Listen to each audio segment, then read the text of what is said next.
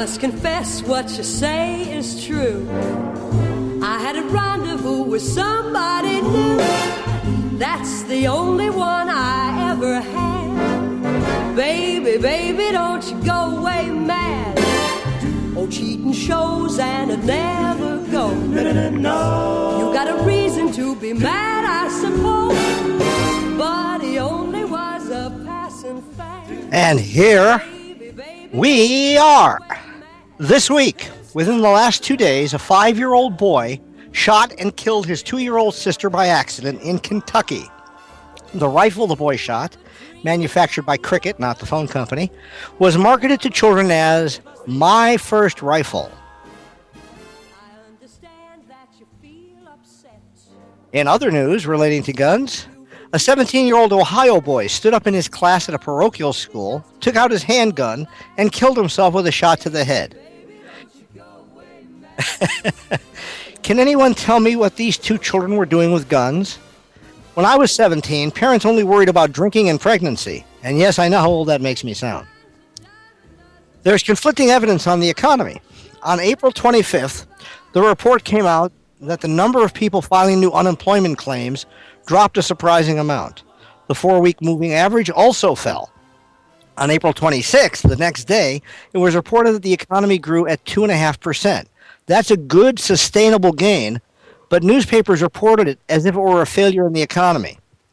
Also, companies hired fewer workers during the month, and and manufacturing growth slowed down. On the other hand, again, pending home sales have reached a 3-year high, and all of the American car manufacturers are announcing high spring sales.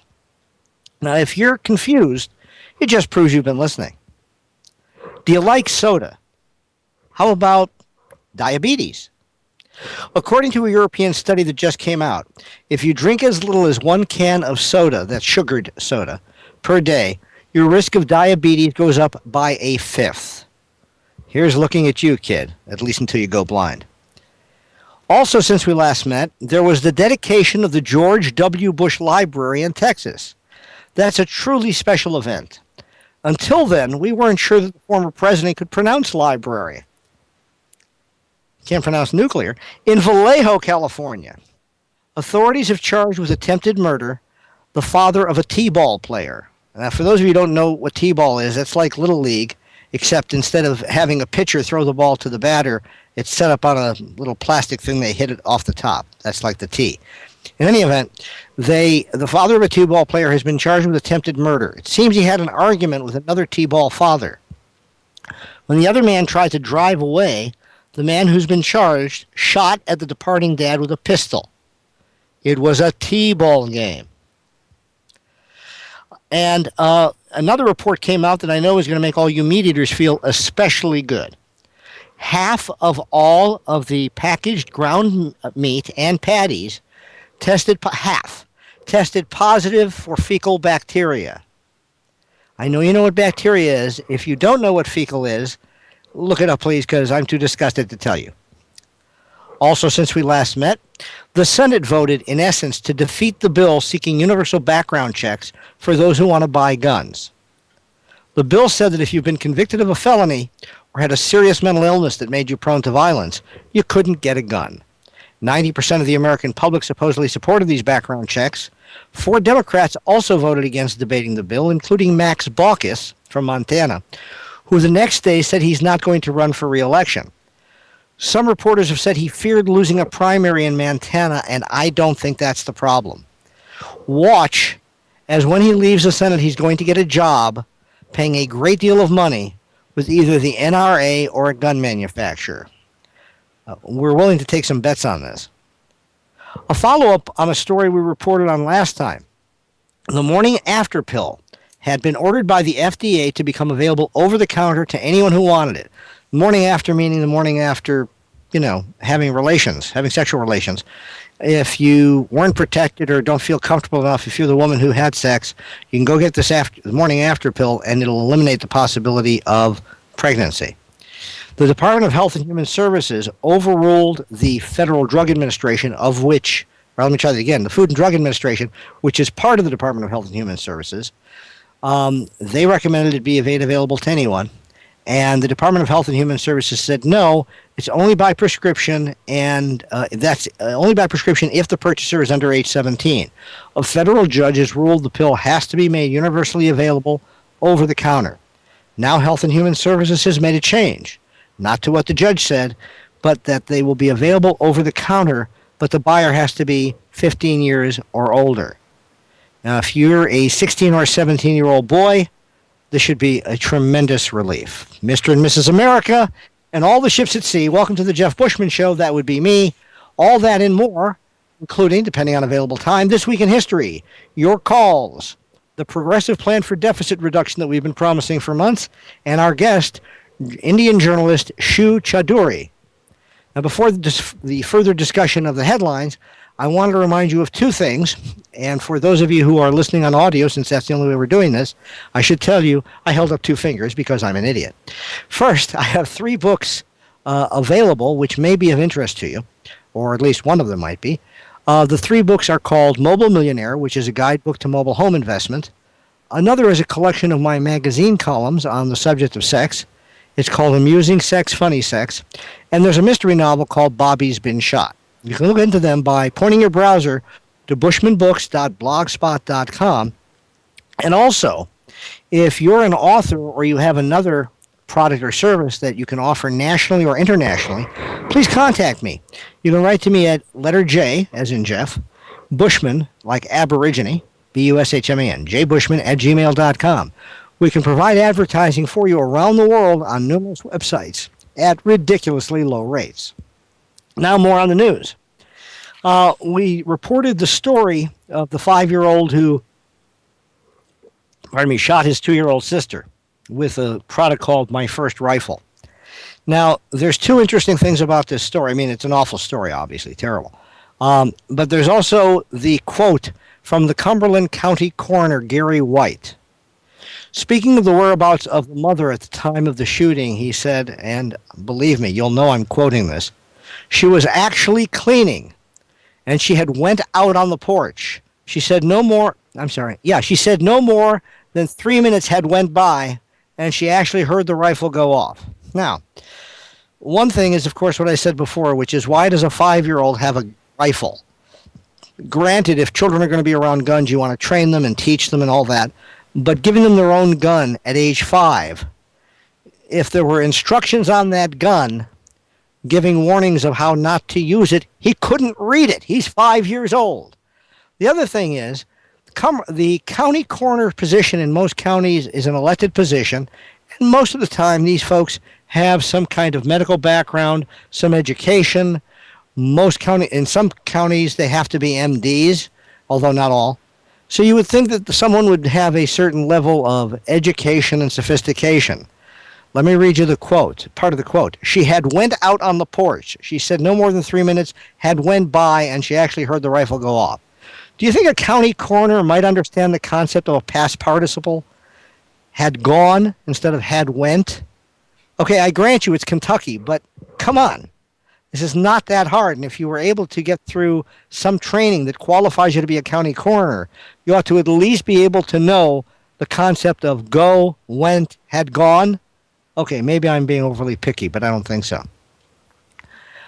In other stories we wanted to cover, the economy, or I should say the economic news, has been admittedly confusing. The economy grows, fewer people get hired, but unemployment claims are down, car sales are up.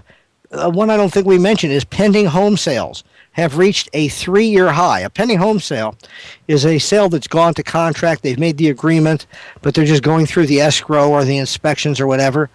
There are always fewer sales that actually go through than are set up, but the changes occur in the pending house sales, and they've reached a 3-year high. That means some of those sales, of course, are going to go through. And when you have home sales go up, and you have car sales up, the 2 leading drivers, no pun on the cars, the 2 leading drivers of the economy are home sales and car sales. A lot of reasons for that. But the home sales, you can understand. If I buy a house, the likelihood, or let's put it another way, if 10 people buy new houses, at least 5 or 6 of them are going to buy brand new furniture and not move their old crap. So that's a boon for furniture manufacturing and the people who work at furniture plants. It's also a boon to folks who sell drapes and carpets and painters and all the folks who supply them. So when you have housing sales go up and car sales go up, you have a good reason to believe that the economy is going to be improving pretty substantially over the long haul. Unemployment, as we've discussed before, is a lagging indicator, meaning it's like the last thing that improves in an economy. The other fact is, when an economy is coming out of a recession, you expect, if you pay attention, you expect that the economic news is going to be dicey, a little bit good, a little bit bad, a little bit good, a little bit bad.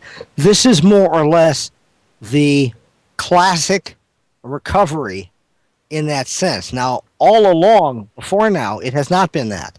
You've had a recovery with no real improvement in employment. That's changing now. And if you're betting one way or the other on the economy, let me suggest you bet on the economy improving. You're still going to have bad news. I guarantee it. I don't know what it is. You're still going to have bad economic news.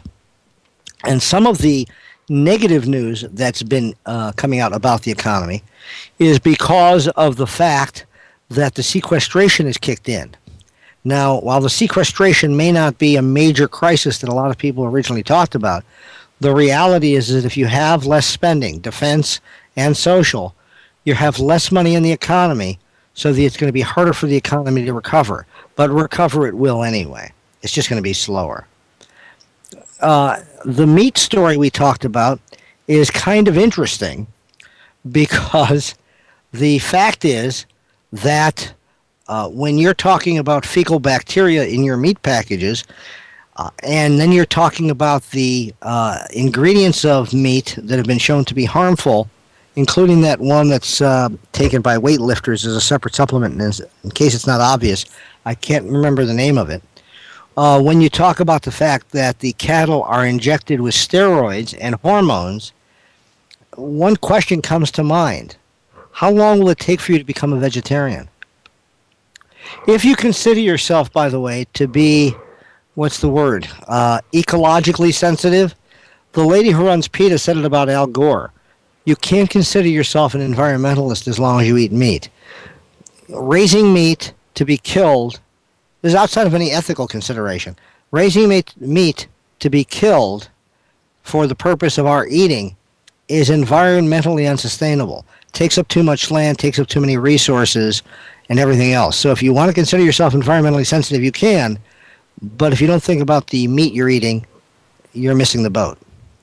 Of course, if you want to talk about meat in the boat, you have to talk about Carnival Cruises, but we're not going to do that tonight. Let's talk about this week in history. And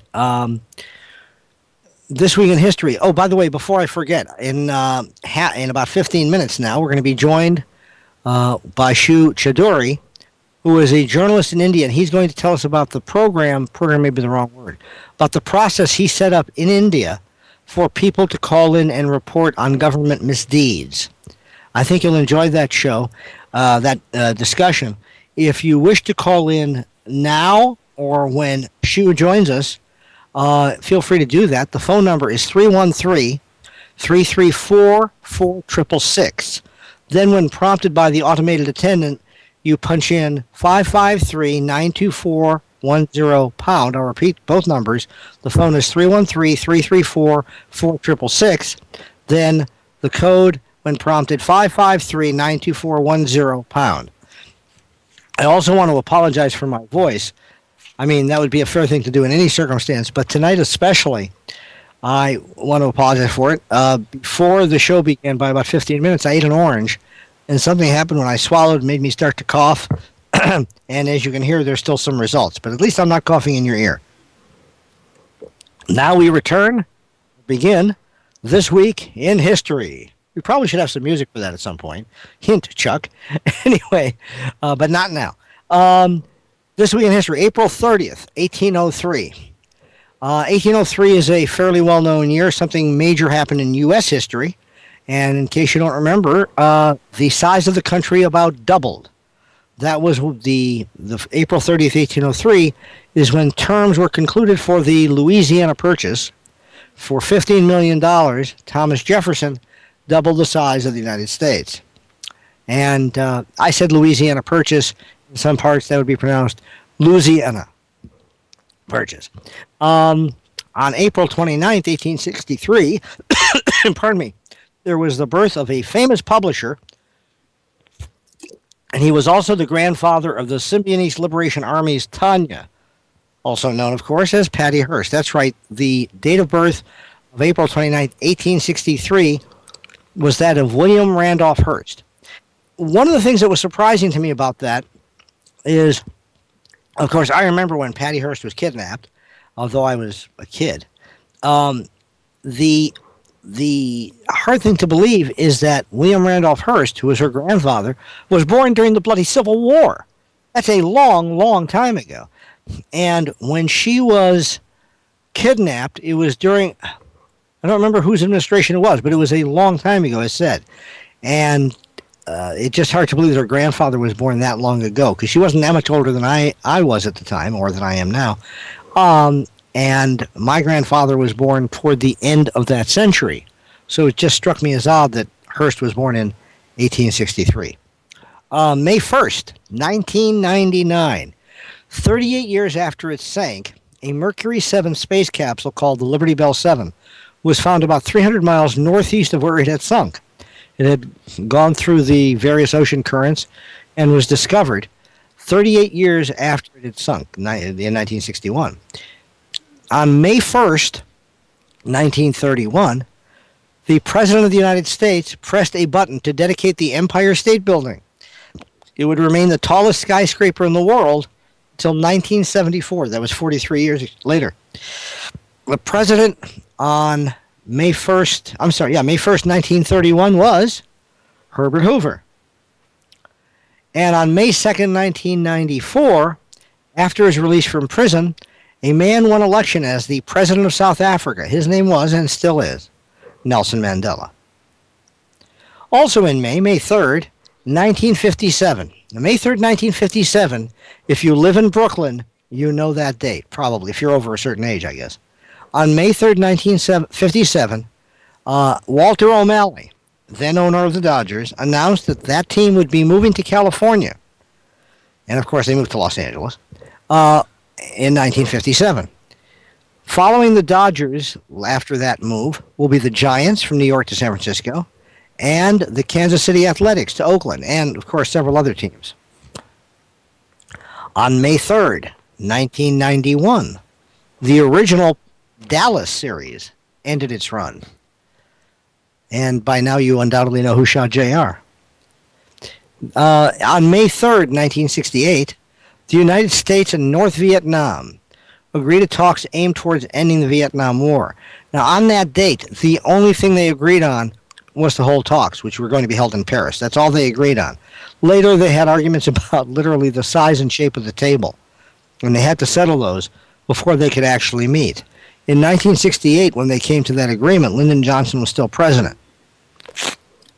The talks did not begin at all until Nixon was in office, which didn't happen until January of 69. It was after that. On May 3rd, 1921, West Virginia becomes the first United States state to impose a sales tax. Now over 30 states have a sales tax. Thank you, West Virginia. I don't know what states don't have sales taxes, but over 30 do. Arizona does, California does, West Virginia obviously does, and probably the state you're in right now has a sales tax. May 3rd, 1898 was the date of birth of the first, and thus far only, female Prime Minister of Israel, Golda Meir. And which was not her original name, by the way. I don't remember what it was, but that was a name that she adopted, as did many early leaders of Israel. And speaking of their opposite number, the Palestinian Authority and the Palestine Liberation Army, its predecessor, also had adopted names. And on May 4th, 1979, the only female prime minister of the United Kingdom was sworn into office. That, of course, was Margaret Thatcher, just recently died. And speaking of deaths, the date of May 4th, 1980, was the death of Marshal Tito, whose real name was Joseph Broz. He was the leader of Yugoslavia, and his death ultimately led to the destruction of that country. Yugoslavia was kind of a creation, and it had several provinces. Now some of those provinces have broken into their own separate entities, and Tito's strength and somewhat dictatorial actions are what held that country together. When he died, a lot of the nationalism and religious conflicts were allowed to flourish, and again, that led to the ultimate breakup of the country, which is why you often hear someone talk about the former Yugoslavia. We oddly don't refer to Czechoslovakia that way, although it is now two separate countries as well, the Czech Republic and Slovakia. In any event, that's the story of this week in history. Wanted to go back to one of the news items we talked about. The whole thing about guns, and I don't want to dwell on this too much because I don't want to bore you to death. Guns and background checks. This is a really sick example of where democracy, or I should say our Republican form of government, has some limitations. Now, if you're against universal background checks, you think this was a great feature of our governmental system. That is, 90% of the people can be for something, but the Senate holds sway, or certain numbers of the Senate hold sway. The actual vote, by the way, in the Senate to cut off debate and go forward with the bill actually had more votes than it didn't have, but because you need 61 effectively or 60 actually to cut off debate, you only need 41 to continue a filibuster and essentially kill a bill. And that's what happened. At the beginning of this Congress, which took place in January of 2013. Prior to that, Harry Reid, leader of the majority in the Senate, said he was going to seek to end or alter the filibuster rules. He didn't do it. He said he had a handshake agreement, and it's hard to know whether if he changed the rules, the thing would have gone forward. But he did nothing to attempt to change the filibuster rules, and you may have seen the results this last week. On the other hand, had that bill gone to a vote and had the Senate passed it, there is little doubt that the Republican majority in the House would have killed it anyway. So while there's a lot of hue and cry about the terrible thing that happened in the Senate, had they passed it, the bill itself probably wouldn't have passed anyway. The reality is that our Republican form of government has devolved into such a situation, such a circumstance, that whether you contribute to a candidate's campaign fund is more important than whether you have the majority on your side. That's just reality. And it's an unfortunate reality, but money does talk, and you know the rest of that saying.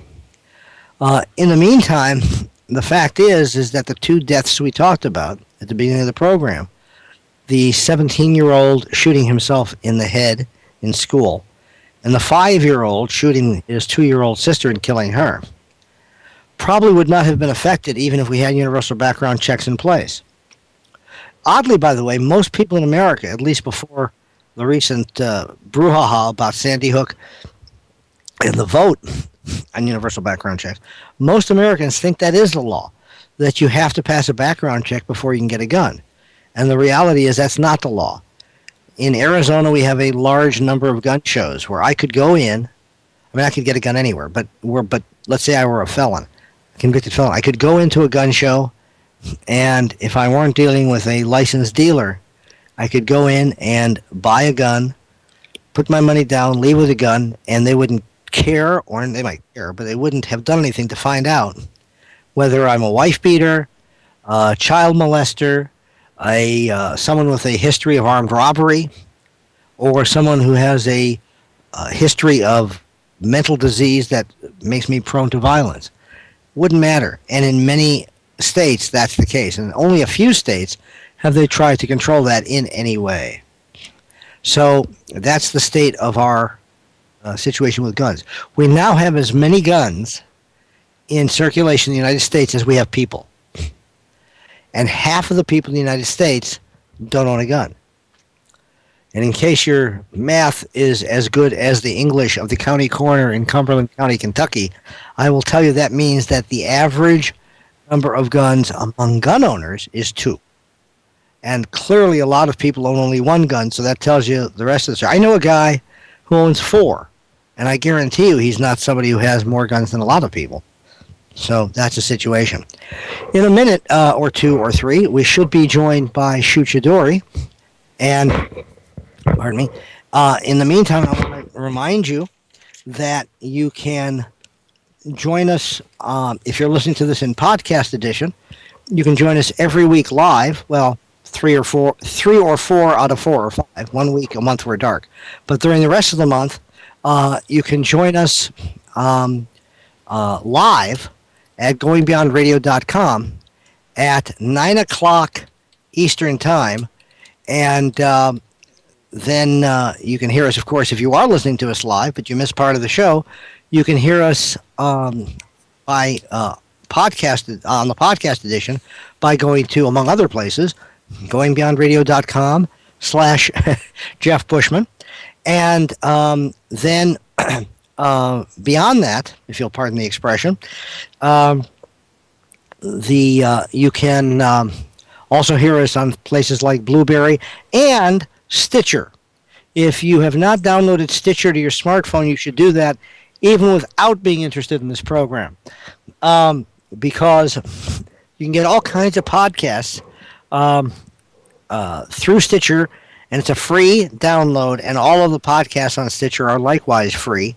In addition to hearing this program and the lovely Alicia Bushman's program, you can also hear all the rest of the programs on Going Beyond Radio.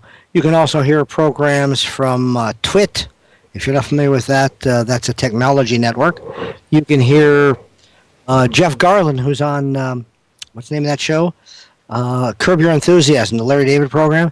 Talked to a number of celebrities. His most recent program had Conan O'Brien, who's an old friend of his. Very funny show. And lots of other things, all things that you can imagine, plus news, sports, entertainment, all through Stitcher. So if that's something that might interest you, that's something you should do under any circumstance. And then once you've done that, you can look up the name Bushman, Bushman, and when you do that, you will see this program as well as Alicia's, and you can download it and thereby have access to the program all the time. And there you are. In any event, while we're waiting for Shu to join us, which I understand he has not done yet, let me talk to you about the economic deficit. The first thing is people are concerned and express concern about the deficit, and we've mentioned this before on the show. But the fact is that while everybody talks about the need for deficit reduction, including the president and all the Republican and Democratic members of Congress, the fact is that since 2009, every year since President Obama has been in office, we've had the deficit go down. Now, that's not to say spending has gone down. Spending has not gone down. Spending has gone up, and particularly in 2009, 2010. But the deficit's gone down because the tax revenue, let me put it this way, the disparity, the difference, the mathematical difference between the amount we take in as a government in taxes and other revenues and the amount we spend, that's what the deficit is, obviously. But the amount of difference has gone down. And so deficits are already being reduced. Some of that is by reason of legislation. Another reason for that is just simple economics. As the economy improves, more tax revenues come in and so forth. So that's what you get. And that's what's occurred. Now, if you want to reduce the deficit, there is anyway, which I think is idiotic. By the way, Paul Krugman, who is a Nobel Prize winner in economics, said during a weak recovery, and the same thing would be true during a recession, the last thing you want to do, the last thing, is to reduce government spending. The only way you reduce a deficit is by increasing income from to the government or reducing spending by the government. Well, increasing income is not an easy thing to do unless you raise tax rates, and that's got some dangers with that as well. My opinion, this is not Paul Krugman now, but me, and I haven't won a Nobel Prize for anything, is that you neither raise taxes nor decrease spending during either a recession or a relatively weak recovery. When the recovery is strong, you might do both of those, but not now. So Krugman says you certainly should not reduce spending because you need more money in the economy in order for there to be a better recovery. One of the things he talks about is just change the process we've begun of laying off state employees, including teachers and police and so forth. If you do that, you will have enough people working that you don't need to increase government spending, federal government spending. The economy will take care of itself. But that's a whole other issue because some people hate the idea of government employees. I don't know. I think police and teachers probably are worth hiring. And if you're a conservative, you agree with me on police and disagree with me on teachers. And if you're a liberal, you probably feel the opposite. Okay. Bernie Sanders was a senator from New York who described himself as an independent and a socialist, as differentiated from all those people who talk about President Obama being a socialist. Bernie Sanders actually is. He has been touting a progressive deficit reduction plan. Now, again, the truth is I think that's the wrong approach. But if you're going to insist on reducing the deficit, then there's a program you can undertake which does it in a way that's humane and doesn't hurt so many people. By the way, in case you're wondering, Shu Choudhary has not joined us yet. There is an issue with different time of day in India, and if we, for some reason, can't get him tonight, we'll try to reconnect with him for another occasion. But we do, at least as the time goes by, we expect him less. but as of right now, we still do expect him to join us. Okay, and I will be informed when that happens. The Progressive Deficit Reduction Plan, touted by Bernie Sanders, has, 12 points, and I'll go through them until we're joined by Shu, or we just run out of time, as the case may be. By the way, it is now 33 minutes after the hour. The Progressive Deficit Reduction Plan. The first leg of this is repeal all of the 2001 and 2003 Bush tax break for the top 2%. Essentially, we kind of did that, at least for the top 1%, recently. He says repealing those tax breaks for the top 2% would reduce the deficit by about $1 trillion over 10 years. After President Clinton increased taxes on the top 2%, the economy added over 22 million jobs. After President Bush reduced taxes for the rich, the economy lost over 600,000 private sector jobs. Now, there is a flaw with that reasoning. There is what logicians have termed a logical fallacy. It's called, watch this, you'll be impressed, the post hoc ergo propter hoc fallacy. And what that means in Latin is after this, therefore because of this. And the reason it's a logical fallacy is the mere fact that something follows something else in time does not mean that the first event was the cause of the second. Best silly example is where I walk under a ladder, which is supposed to be bad luck, and then get hit by a car.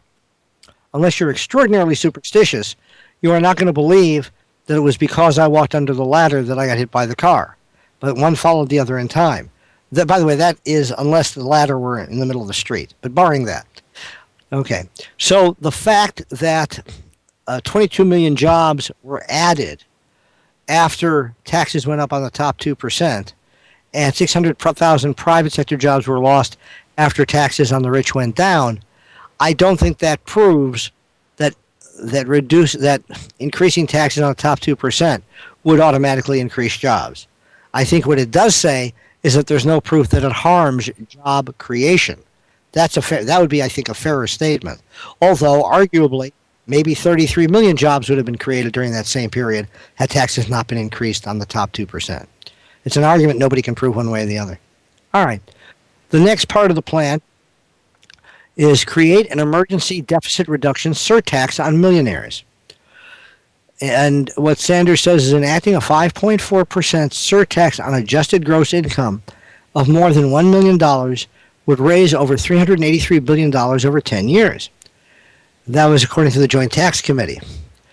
And in February 2011, a poll taken by NBC News and the Wall Street Journal had 81% of the American people supporting the creation of a millionaire surtax to reduce the deficit. Now, while generally speaking, I agree with the concepts laid out by Bernie Sanders, there are flaws with each of these, and there are flaws on the arguments of the other side, too. I recognize both, and I'm sure you do. But a couple of things. First off, if you repeal tax decreases and you then add an emergency deficit reduction surtax on adjusted gross incomes more than $1 million, first off, there are not that many people who have adjusted gross incomes over $1 million. The adjusted gross income, or AGI, is what you have left after all your deductions. If you create a situation where you're throwing a 5.4% tax on that AGI, and that's about $54,000, unless my quick math is wrong, that's going to mean that someone's going to come up with a way to reduce their adjusted gross income. When you have that much income, it's not that hard to hire an accountant who can figure out not how to hide your money in a tax haven or anything, but how to go ahead and create a situation where your adjusted gross is less. Okay, I believe that we may have Shu online. He indicates he's online on Skype. So he indicates that to me through an email. I don't know if Chuck can hear me, but we'll get to him in just a minute, I think, and see where we are. In any event, as soon as he joins us, we'll stop talking about the deficit reduction plan. And we're seeing how that goes here. Just a second. We're having a few little technical difficulties in terms of my computer, and here we go. Let's see. Show IO. Okay. Okay. We will cover more of this progressive plan for deficit reduction in the future. But for now, let me tell you a little bit about Shu Choudhary. Shu was a Knight Fellow. He had a Knight Publishing Fellowship in journalism a number of years ago, and while doing so, he created a mechanism for citizen journalists, to report about government misdeeds in a state in India, and that methodology is still in place, and there have been a lot of corrections of those misdeeds as a result. So I'm going to let him tell us more about it, but first, Shu, welcome to the program. Hello. Thank you very much for inviting me to your program. My great pleasure. I'm going to make you a little louder on my end and see if it doesn't make me too loud. Anyway, how are you this evening? I'm fine. It's morning here, 7 o'clock in the morning in India. So very good morning. I know it's evening at your end. Yes, it is. I can tell that because the light is starting to dim outside my window. In any event, tell us first about what CGNet Swara is. As you said, Jeff, I grew up in a state in India, in the central part, which is known for its indigenous population. We call them tribal people or Adivasis. These are the population who were the first inhabitant of this nation or subcontinent, whatever you call it. And many of us who came from outside, from various parts of India, as my parents did, when India got divided into 2-3 countries, that is in 1940s or 50s. So I grew up in that place, and there were kind of two countries here. One is which we call mainstream India, which is doing very well, which is becoming economic superpower, is brain for computers and software. But there is another India which is not that much known, and that is 100 million population of these indigenous people or adivasis or tribals. And this is also the theater of the central India, is also the theater of what our prime minister calls his biggest internal security threat. There is a war going on between Maoist guerrillas who are leading a revolt or a war against mainstream India or government of India, and the foot soldiers are these Adivasis. So I grew up in that theater, and I ended up working as a journalist, and I worked with organizations like Guardian in London and BBC, British Broadcasting Corporation. But around 10 years back, I decided to go back to my home, or where I grew up in central India. And I realized that the way we communicate, and when I say communicate in mass communication terms, which is very aristocratic in nature, that has also contributing in the mess we are in central part of India or in Adivasi India. So I thought of working on it, and CGNet Swara is an outcome of that journey. And okay, and then what I was asking, though I may have been unclear, that's how you got to that point. And I want to come back to your history a little bit first, but what is CGNet Swara? What's the mechanism? What is it? So mechanism is very simple. Now majority in India has one tool, which is mobile phone. Right. Earlier, many people had radio or transistor sets, but mobile phone gives us one additional capability. It's a two-way communication tool, though it is not a mass communication tool. It's a personal communication tool. So in Right. CGNet Swara, what we have done is we have converted mobile phone into a mass communication tool by adding a computer or internet in the middle. So what happens is, so it's a dialogue model rather than monologue, which is the mainstream media model, which is top down, comes from small number of people, and Right. majority are only listeners. Here in Well, this model, I was just uh, going to say the broadcast model is one to many. yes, Mm-hmm. but here it is many to many. Mm-hmm. What we are saying is, like politics, like religion, communication also needs to be democratized. Sure. Here, the entry level should be lowered or should be made such a way that the last person can also tell her or his story. So the mechanism is, if you have a story to tell, you have a voice and you have a mobile phone. And what we have done is very simple. We have kept a computer in the middle and connected that computer to another mobile phone. So when you want to tell a story to more people, to mass, or you must communicate your story, you call that number of the server or that computer. And that server and computer gets connected to that mobile phone. It's a simple IVR system, interactive voice recorder Uh system, huh. where you are given two options. When we are communicating, we do only two things: either we speak or we listen. So it gives Right. you two options. You want to listen or you want to speak. So when you want to speak, press 1. When you want to listen, press 2. So when you have a story to tell, you press 1 and you tell your story. That gets recorded in that computer.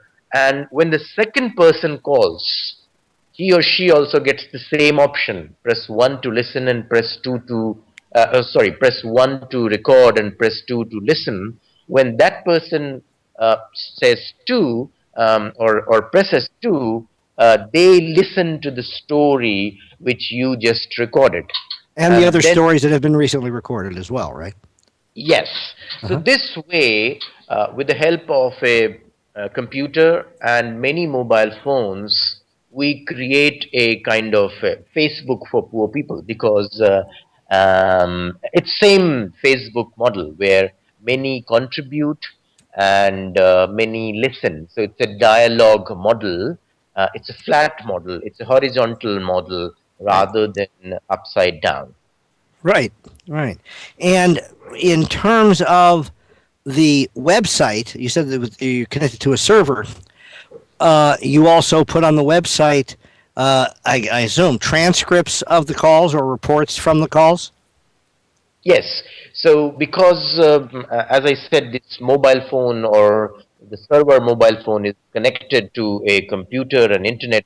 So whatever comes uh, first get cross-checked, verified by trained, not journalists, but trained communicators. They need to see that it is, somebody's not misusing the Right. platform, and then it goes to a website, and through that it goes to Facebook, Twitter, and many people who are on internet. But as you know, that internet penetration is very limited in India. Like in the whole nation, it is 7%, and in the areas which I am describing, it is 0.7%. So even less Ouch. than Hmm. percent people are on internet. But the powerful people, the people like us, Yeah. journalists, officers, or the authorities, and activists, they are all on internet. So it reaches them through internet, but majority of people listen to it on the phone, on the very same phone from which they record. The same phone helps them listen to others. We want to connect it with radio, but we have not been able to do it because of legal restrictions in India, as far as radio goes.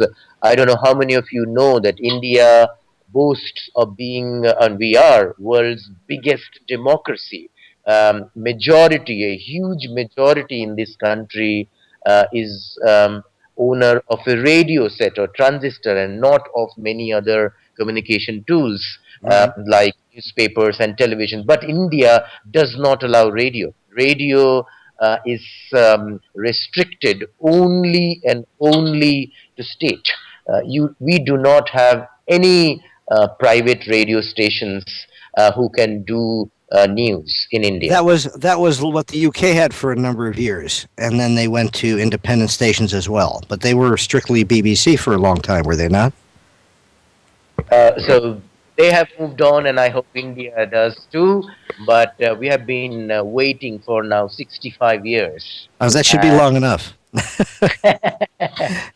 Okay, so now if I am in the area you're referring to, and I see the military mow down some families in their effort to get rid of the Maoist rebellion, and it turns out that this was nonsense. They were just killing poor people. I can pick up my mobile phone, call into the phone number you have, hit one, record my story. Your fact checkers will check it, and then it'll go on the website, and it'll also be available for people to listen to. Again, not as a radio station, but as previously recorded information on the recording device you have. absolutely. And the plus point is, all these 100 million people I talked about, the indigenous people, they speak various languages.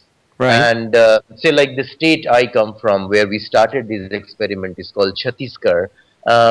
We have not found many journalists. Means it's very fair to say that we haven't found any journalists. Means you find one or two here and there who speak any of these tribal languages or dialect.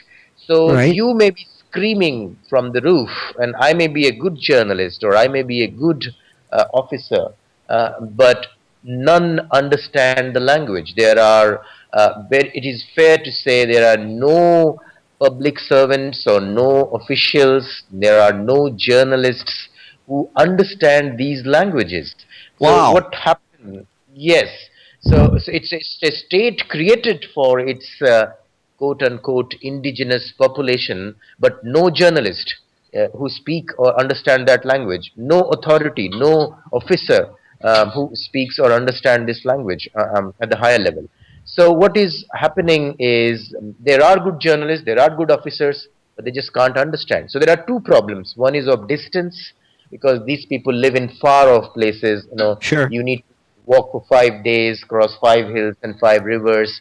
Number one, even if you reach there, you don't understand the language. So what is happening with this mechanism of simply linking mobile phone with internet, the fact checkers can also translate. Like, while I'm talking, Ah, there are two colleagues of me sitting next to me. They speak a language called Gondi. This is the language spoken by highest number of Adivasis or the tribals in India. But believe right, it or not, All India Radio, which is the only news station, radio station in India, does not broadcast any news in that language.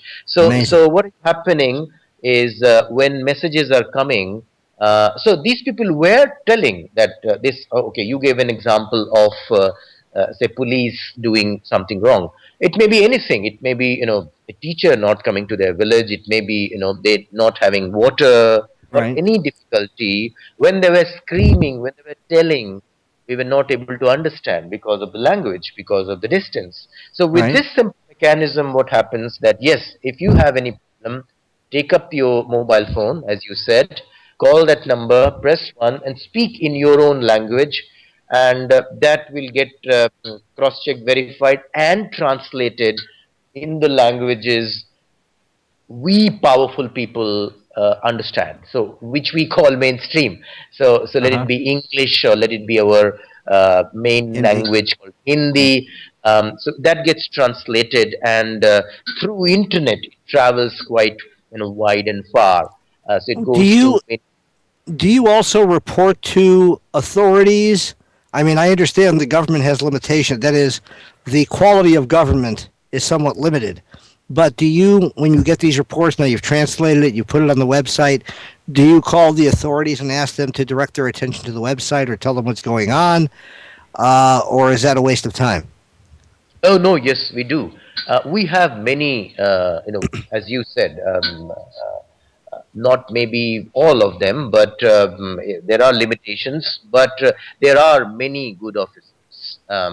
So yes, we do that quite proactively. We make a list, or try to make a list of good officers, good journalists, or people interested in A subject and B subject. So whenever we get a report, yes, we try to find out what language they speak, and in that language we try to push them. We'll call them, we'll email them, and many a times we get a response. So many a That's great. times the stories get completed, the loop gets completed, that somebody reports, and somebody cross checks, verifies, translates in appropriate language for powerful people, and it goes to them, and they solve the problem. So we are having many impact stories. That's terrific. I understand. I don't know if I shared this with you before, but where I first heard about what you're doing was actually in an old copy of the Columbia Journalism Review. And one of the things they talked about in the article was that there are a lot of journalists who, first off, there's a limitation, a severe limitation on the economics of newspapers in India, and a journalist to get a job has to sell advertising and Absolutely, that is creates. that is the story of majority, a huge majority of journalists in India. We have two types of journalists. One, which is a small, tiny minority who are heavily paid, huge amount of money. So Uh huh. that's people like me who sits in. We are the showcase people. We Right. sit in places like Delhi and Mumbai, and we are very rich. and the huge majority of journalists who live below the district level, who are the actual reporters, who are the actual journalists, we do the icing. They don't get paid anything. Means pittance is very good, but they don't get paid anything. As you know, 80 to 90 or more percent of revenue comes from advertisement Right. to run this whole empire called mainstream media, and Hmm. that advertisement is collected by these people who we call journalists. So Unbelievable. their main work is collecting advertisement, and they also do journalism. So As long as now it you doesn't can. conflict with, as long as it doesn't conflict with the advertiser who's paying their salary. Yes, and you can Awful. imagine Yeah. in a place like in a small place, who can give you advertisement? Uh Not a huh. poor person, not a person whose house is getting burnt, not a person whose woman was raped. So Right. it's more or less the person who is aggravator, the person who is corrupt, the person who is committing the crime. Most of the time they are the person who give advertisement, and my Yeah. son goes to school next month or not, I will be able to pay my landlord or not, depends on these advertisements. Then how can I report that? How Yeah. can I report? So the journalism, the story of journalism in India is art of not writing. So I come to Right. you, Jeff. I know what you have done. You pay me this much cash, and I will not write. Yeah. It's So extortion. I get paid for not writing. That's the basis of Indian journalism, which Indians need to understand, because it's a completely subsidized model, and I'm sure it is the same model in every country, because now in every country we have got these free newspapers, and as we all know, there is no free lunch. So this mental food, which is our information, is coming through subsidy of rich, and why rich is subsidizing us, that we need to understand. And the and the health of our democracy will depend on that understanding, because we are fed trash Yeah. through this subsidized platforms, which we call mainstream journalism, which is highly intellectual, but it is nothing but subsidized food. As you say, And trash. okay, no, there Yeah. are many No, I good mean, as you said, journalists. the There are the many. essentially the system is inherently corrupt. By the way, although in the U.S. and again, I realize you perhaps know this, the journalists do not sell advertising. But one of the problems about working on a newspaper is there is a certain level, especially in small cities, there is a certain level of self censorship that occurs because they don't want to offend the car dealer who is the guy who's taking out the display ad on page 3. So it's not as clear cut, but it's still there. Yes. So it's the same model. It's the same subsidized model where 20% is paying 80%, and 80% does not even pay 20%, and that gets reflected in this way or that way. Mm-hmm. So yes, there are many good journalists, there are many good newspapers and magazines, but the whole model is aristocratic. It is not democratic. Right. As humanity, if you look at politics, we have moved away from aristocracy. I mean, aristocracy did many good things. Mm-hmm. If your king is if good, benevolent king is the best model, because you don't need to do any crap. No elections, no discussions, Yeah. work gets done, as it also happens in communism. But what if your king or your ruler or your Mao Zedong it decides not to be a good person?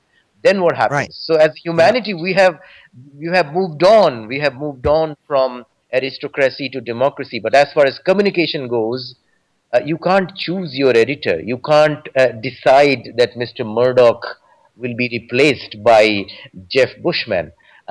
We don't elect. I am ready to step into Rupert's place if it's offered. But thank you. Yes, but that will happen only when communication is democratized. Yeah. When we will choose our reporter, when we will, as we choose our corporator, like politics, like religion, same way communication is not technocratic. I have not taken any degree in communication. Everybody can speak and tell their Sure. own story, as we can decide who should be our Barack Obama or where should we vote. In the same way, everybody can tell their own stories. That's what we are finding in experiments like CGNet Swara. Because if you hear stories, they are brilliant stories, and there are much better stories which I do after getting trained by best organizations like Right. the British, Night. British Broadcasting Corporation, who has spent time and money on me. People Mm-hmm. can tell their stories. You just need to give them little hand holding, Platform. little support. Yes, and it's high time that communication gets democratized, and Well, these new tools like mobile phone and internet are giving us that opportunity, and we as humanity must do that. the thing I would. By the way, we're going to have to end in a few minutes. We are running over because we started late, and fortunately, the next program is not going forward. But the thing that I would be wondering about, and we can talk about this. I'd love to have you back, and so we can talk about this some more. But what I'd like to talk to you about specifically is how the internet and computers can be moved into the places like you're talking about. I realize that may seem like a pipe dream because obviously people can probably barely afford their mobile phones. But if at some point there would be at least a community computer that people could access the internet on, and by so doing, have the situation in fact more democratized and have a pay model that's different. And I understand that part of your funding, I believe, comes from the Gates Foundation, does it not? Not yet. We Okay. are getting support from UN Democracy Fund at the moment to Uh huh. do this experiment. As you said earlier, I was supported by Knight Foundation to start the experiment. But to come to your answer, your question, we need to link. Yes, it will be brilliant if all of these, which is 0.7% now, all of these people had internet and broadband, and India becomes Finland, where it's a human right to have broadband. I will welcome that. But what we can do now is, till we reach that heaven, Nirvana. Yeah. we can link various technologies. If you link mobile phone, internet, and radio, you can actually create a flat or horizontal democratic communication platform as we are experimenting. So yes, brilliant when everybody, all the Adivasis, all these 100 million I talked about, are on Facebook and have a smartphone. Brilliant, we love it. But In the meantime, that has not happened in many, many, many years. But if it happens, wonderful. But if it doesn't happen, we should link these new and old technologies. As I said, radio, mobile, and internet. And by linking these three also, maybe not that dancing and singing, but we can create a democratic communication platform where the last person, the poorest person, the person who is at the end of that queue, can also communicate, can also be heard, and then only we will have a peaceful or a better world and a better tomorrow. okay.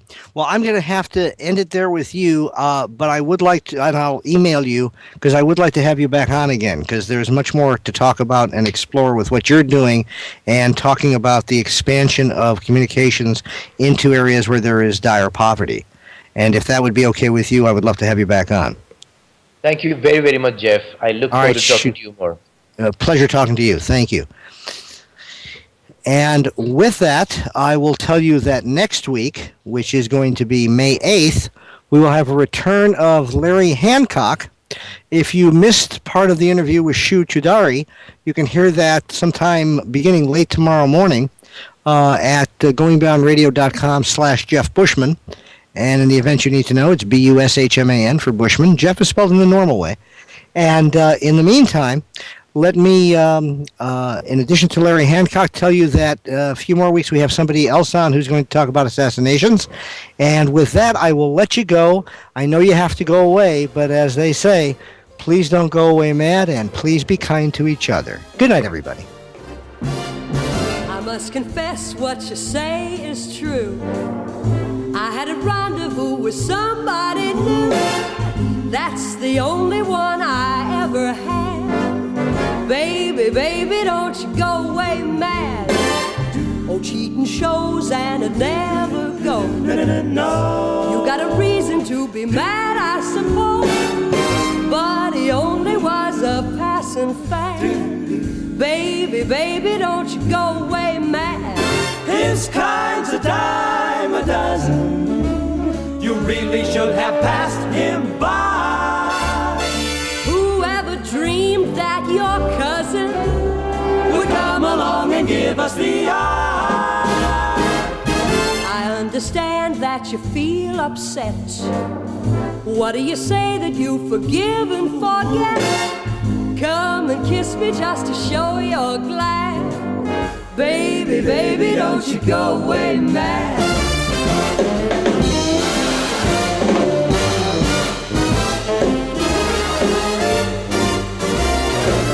His kind's a dime a dozen. I should have passed him by. But who'd ever dream his cousin would come along and give you the eye? I understand that you feel upset. What do you say that we forgive and forget?